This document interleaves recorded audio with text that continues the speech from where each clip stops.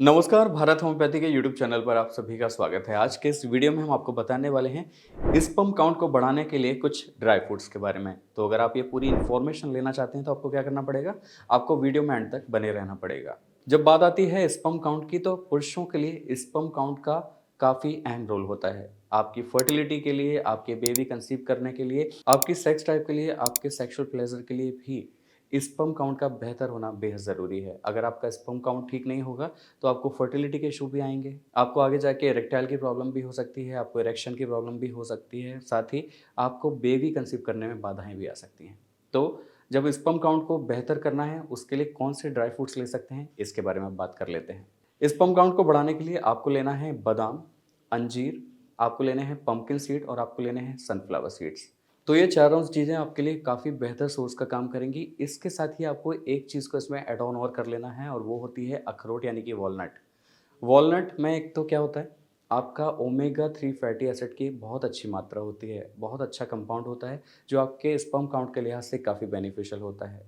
आपके blood circulation को बेहतर करने में भी काफ़ी इसका बड़ा रोल होता है। तो अखरोट का सेवन भी आपको इसमें करना ही करना है। लेकिन यहाँ पर बस कंडीशन ये है कि आप मौसम के हिसाब से इसमें थोड़ी-सी तब्दीलियाँ कर सकते हैं। अगर आप इसे सर्दियों में यूज़ कर रहे हैं तो आप सूखा इसको ले सकते हैं, लेकिन अगर आप इन्हें गर्मियों में ले रहे हैं, तो फिर आपको क्या करना है, इन्हें भिगो कर खाना है, जिससे इसकी जो तासीर होती है, वो गर्म होती है, तो वो तासीर क्या है, गर्म नहीं रहेगी, तो आपको गर्मियों के दिनों में इसे भिगो कर खाना है।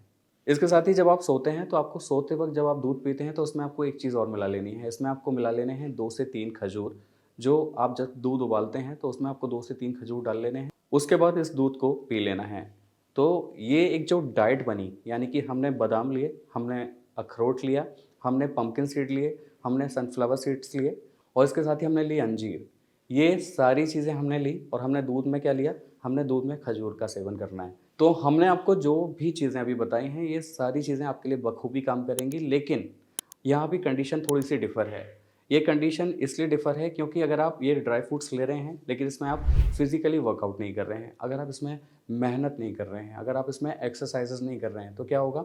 तो जो भी चीज़ें आप खाते हैं, वो क्या करेंगी? आपके डाइजेशन को थोड़ा-सा डिस्टर्ब करना शुरू कर देंगी, क्योंकि आप जो भी चीज़ें खाते हैं, अगर आपका डाइजेशन दुरुस्त नहीं होगा, बेहतर नहीं होगा, तो आप कितना भी ड्राई फ्रूट्स खा लीजिए, वो काम नहीं करेगा, क्योंकि ड्राई फ्रूट्स खाएँगे, उसे डाइजेस्ट करने के बाद में जो न्यूट्रिशन वैल्यू मिलेगी, वो प्रॉपरली तभी मिलेगी जब आपका डाइजेशन बेहतर होगा।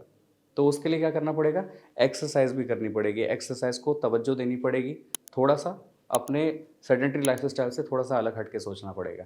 क्योंकि जब भी हम कोई चीज़ खाते हैं, जब भी हम कोई फूड इनटेक करते हैं या जो भी हम चीज़ें खाते हैं, तो उससे क्या होता है, हमारे शरीर में खाना पचाने के बाद में जो न्यूट्रिशन वैल्यू मिलती है, वो कहाँ जाती है? 7 लेवल्स पर डिवाइड होती है, और 7वाँ जो लेवल होता है, वो होता है टेस्टिकल्स का। यानी टेस्टिकल्स तक न्यूट्रिशन वैल्यू पहुंचाने के लिए आपको मेहनत करनी पड़ेगी, फिजिकली वर्कआउट करना पड़ेगा, ताकि आपका जो ब्लड सर्कुलेशन है वो बेहतर हो सके, आपके शरीर में, आपके ऑर्गन्स में, आपके टेस्टिकल्स में न्यूट्रिशन वैल्यू पूरी तरह से वहां तक पहुंच सके।